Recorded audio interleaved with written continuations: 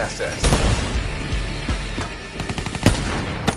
December 1944. The mood across the Allied front was one of cautious, weary optimism. The beaches of Normandy were a distant memory. Paris had been liberated. The German army seemed broken, retreating in disarray back to the fatherland. For the American GIs stationed along the Belgium-Germany border, the war felt like it was winding down. They dreamed of eggnog, heated living rooms, and the girls they left back in Ohio, Brooklyn, and Texas. The Ardennes sector, a rugged region of dense pine forests and rolling hills, was dubbed the Ghost Front. It was so quiet that American commanders used it as a resting ground for battered divisions and a training nursery for green recruits. The silence was deceptive. It was a silence not of peace, but of a predator holding its breath. Unseen by Allied reconnaissance planes, grounded by thick winter fog, a massive machine was assembling in the deep woods of the Eifel. Adolf Hitler, in a final desperate gamble, had stripped the Eastern Front and scraped the bottom of Germany's manpower barrel. He amassed over 200,000 men and thousands of tanks, aiming to split the Allied armies in two and capture the vital port of Antwerp. As the snow began to fall softly on the night of December 15th, American sentries stomped their feet to stay warm, unaware that they were standing in the path of a tidal wave. The Ghost Front was about to become the graveyard of the unready. The morning of December 16, 1944, began in freezing darkness. In the foxholes of the 106th Infantry Division, boys who had arrived from the States only days prior, the primary enemy was the cold. It was a wet, biting chill that soaked through wool coats and stiffened fingers. Soldiers huddled together, sharing cigarettes and talking about the Christmas packages that were surely on their way. The stillness was profound, broken only by the snapping of frozen branches and the distant hoot of an owl. For Private First Class Jim Miller, a representation of the many young GIs there, the Ardennes felt like a postcard from a grim fairy tale. The trees were too tall, the shadows too long. Intelligence reports had assured them that the Germans across the line were old men and young boys, incapable of a fight. "They're finished," the officers said. "Just keep your heads down and wait for the spring offensive." But deep in the mist, engines were revving. The German Wehrmacht had enforced total radio silence. Horses with muffled hooves dragged artillery pieces into position to avoid engine noise. Elite SS Panzer divisions waited with engines idling, their tanks painted white to blend with the coming snow. They were coiled springs, tense and ready to snap. At 5:30 a.m., the world ended. The horizon did not lighten with the sun. It erupted with the artificial dawn of 1,000 muzzle flashes. The sound arrived a split second later, a continuous rolling thunder that shook the teeth in the soldiers' heads. The Ghost Front had suddenly awakened, and it was screaming. The barrage lasted for nearly an hour. Trees shattered into deadly wooden shrapnel, raining down on the terrified Americans. Communication wires, painstakingly laid days before, were severed instantly. As the shelling lifted, a new sound emerged from the fog, the clanking of steel tracks. The young men of the 106th looked out into the mist and saw the shapes of monsters, Tiger and Panther tanks rolling directly toward them. The American defensive line in the Ardennes was thin, a green wall spread over 85 miles. When the German iron fist struck, it didn't just push, it pulverized. In the chaos of the initial assault, organized resistance crumbled in many sectors. The sheer weight of the German armor, supported by waves of white-clad infantry, the Volksgrenadiers, simply rolled over the forward outposts. Confusion was the Germans' greatest weapon in those early hours. Behind the lines, distinct American jeeps sped through crossroads, changing signs and cutting wires. These were not Americans, but English-speaking German commandos led by the infamous Otto Skorzeny. Dressed in captured GI uniforms, they sowed panic, convincing retreating units that they were surrounded. "The MPs are Germans," shouted terrified drivers, leading to a paralysis where no one trusted anyone. Yet, amidst the collapse, the American spirit began to flicker in the dark. Isolated platoons, cut off from their HQs, didn't run, they fought. In villages like Lanzerath, a single intelligence and reconnaissance platoon held up an entire German parachute battalion for a whole day. These small, stubborn knots of resistance were like speed bumps to a race car. They didn't threaten to turn into a rout. If the Americans thought this would be a gentleman's war, December 17th proved them wrong. Near the hamlet of Bognes, 5 roads met at a lonely intersection.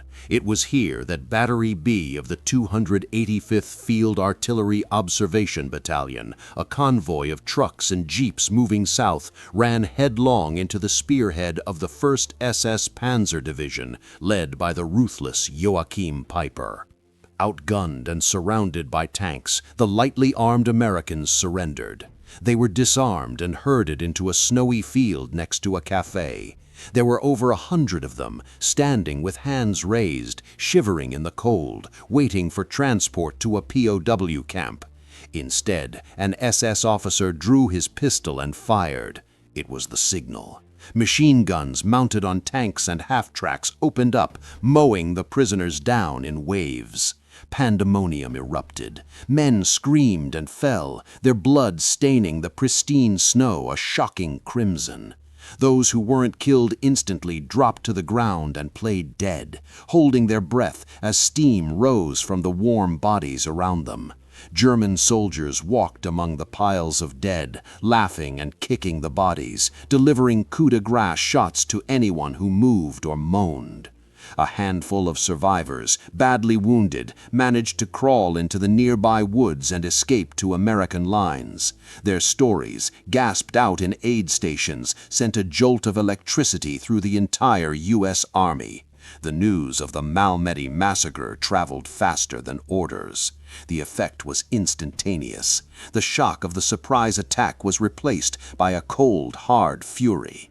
Commanders didn't have to give pep talks anymore. Every GI, from the cook to the colonel, knew that surrender was not an option.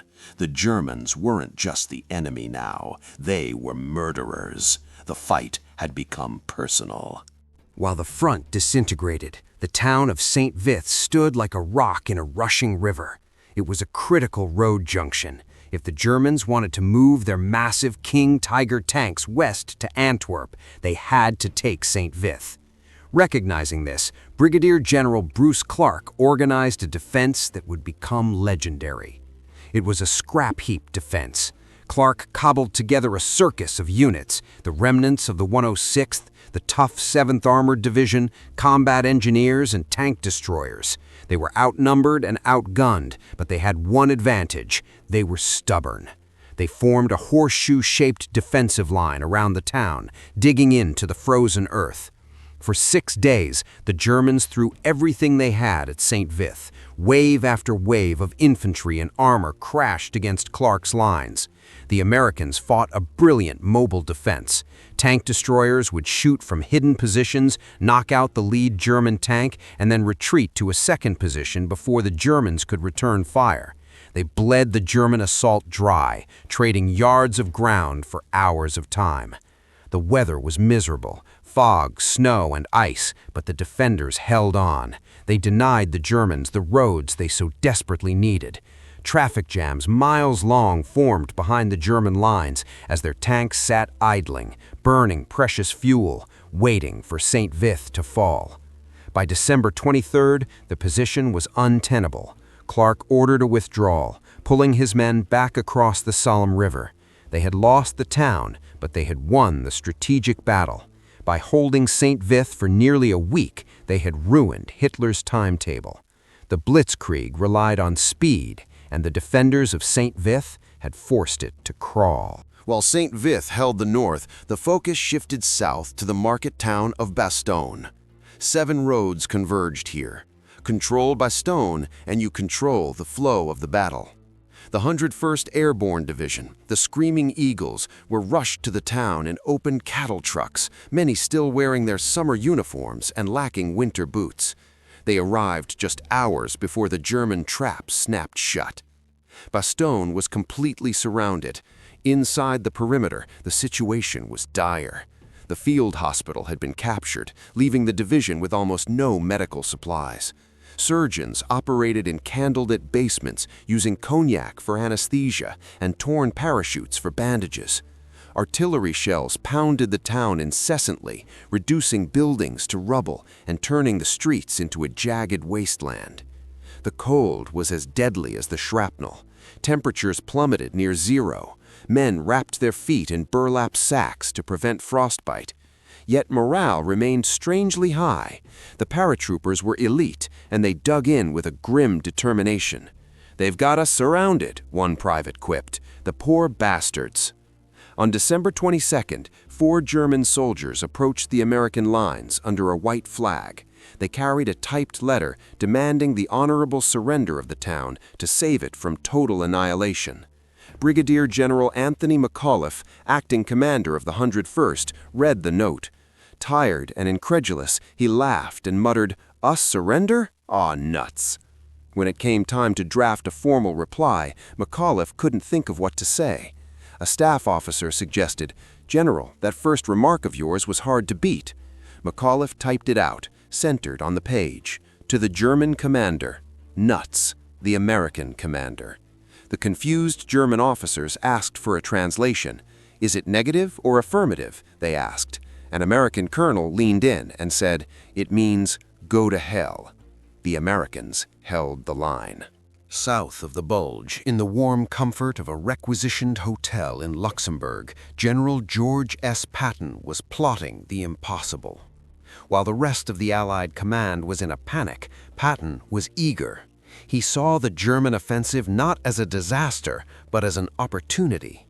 "They've stuck their head in a meat grinder," he declared, "and I've got the handle." Patton made a promise to Supreme Commander Eisenhower that sounded insane. He would disengage his Third Army from a fight in the south, turn it 90 degrees, and attack north to relieve Bastogne in just 48 hours. Military doctrine said such a maneuver, moving hundreds of thousands of men and tanks over icy roads in winter, would take weeks. Patton did it in 2 days. But Patton had an enemy he couldn't shoot: the weather. The relentless snow and fog grounded the majestic Allied Air Force, leaving his tanks blind and his troops without air support.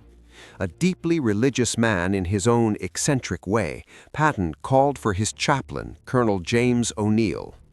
"Chaplain, I want you to publish a prayer for good weather," Patton ordered. O'Neill, surprised, drafted a prayer asking the Almighty to restrain these immoderate rains and grant fair weather for battle. Patton had 250,000 copies printed and distributed to every man in the Third Army. As the Third Army pivoted, the logistics were a nightmare. Trucks slid off icy roads. Tanks had to be welded with special duck-bill tracks to move in the snow. Red Ball Express drivers drove until they hallucinated from fatigue. It was a symphony of American industrial might and sheer willpower, all aimed at the throat of the German advance. On the morning of December 23, 1944, something miraculous happened. Soldiers, shivering in their foxholes, looked up to see the gray, oppressive ceiling of clouds tearing apart. For the first time in weeks, the sun, bright, blinding, and beautiful, shone down on the white landscape. Patton's prayer, it seemed, had been answered. The roar that followed was music to American ears. The sky filled with the silver glint of thousands of planes. The U.S. Army Air Forces and the Royal Air Force unleashed their pent-up fury. P-47 Thunderbolts swooped down like hawks, their machine guns tearing into German supply columns that were backed up for miles on the narrow roads. The destruction was biblical. German tanks, devoid of fuel and unable to maneuver, became burning coffins. Over Bastogne, the sky bloomed with color. Hundreds of C-47 transport planes flew low through heavy flak, dropping parachutes of red, blue, and yellow. They carried food, ammunition, and medical supplies to the starving, battered bastards of Bastogne. Cheers erupted from the foxholes as the supplies rained down. The siege wasn't broken yet, but hope had arrived. On the ground, Patton's 4th Armored Division, led by the aggressive Lieutenant Colonel Creighton Abrams, whose name would later grace the modern M1 tank, smashed into the German ring from the south. On December 26th, a tank named Cobra King broke through the lines and linked up with the 101st. The handshake between the tank commander and the paratroopers sealed the German defeat. The Bulge had been pierced. The lifting of the siege of Bastogne was the turning point, but it was not the end. The bulge in the line still existed, and it had to be flattened. January 1945 brought the cruelest fighting of the battle. The thrill of the rescue faded into the grim reality of pushing the Germans back to the starting line. This was the sniper's war. In the dense, frozen forests, death hid behind every tree. The snow was waist-deep, making movement exhausting. Casualties from trench foot and frostbite rivaled those from bullets. Men slept in snow caves, waking up with their hair frozen to the ground. It was a slow, grinding attrition. American troops, now battle-hardened and wise to the terrain, methodically cleared the woods. They used flamethrowers to flush out pillboxes and coordinated artillery to shatter counterattacks. The German army, once a terrifying juggernaut, was now a broken force running on fumes. They abandoned their prized tanks on the roadside, lacking the gas to drive them home. By the end of January, the original front line was restored. The gamble had failed spectacularly. The Germans had lost 100,000 men and their last reserves of armor. But the cost for the United States was staggering. Over 80,000 casualties, including 19,000 killed. It remains the bloodiest single battle in U.S. history. As the spring thaw finally arrived, revealing the scarred earth and the debris of war, the soldiers of the U.S. Army looked back at the Ardennes. They had withstood the full fury of the Nazi war machine and broken its back. They had entered the forest as boys and emerged as the men who would save the world. If you felt the bite of the Ardennes wind and the weight of the soldier's pack through this journey, there is a way to ensure these stories of courage continue to be told. History is a living thing, and it breathes through those who listen, remember, and share it. By subscribing to this channel, you're taking your place in the front ranks, ensuring you never miss a moment of the epic saga of the human spirit. If this narrative moved you, if the defiance at Bastogne or the grit at St. Vith struck a chord, please hit that like button. It's a small gesture, but it's the fuel that helps our stories reach new horizons, crossing the digital landscape just as Patton's tanks crossed the frozen plains of Belgium. Finally, we want to hear from you. Comment below and tell us which moment of the Battle of the Bulge resonates with you the most. Is there a family story of a veteran you'd like to honor? Your voice adds a new chapter to the history we build together. Join us, support the mission, and let's keep the legacy alive.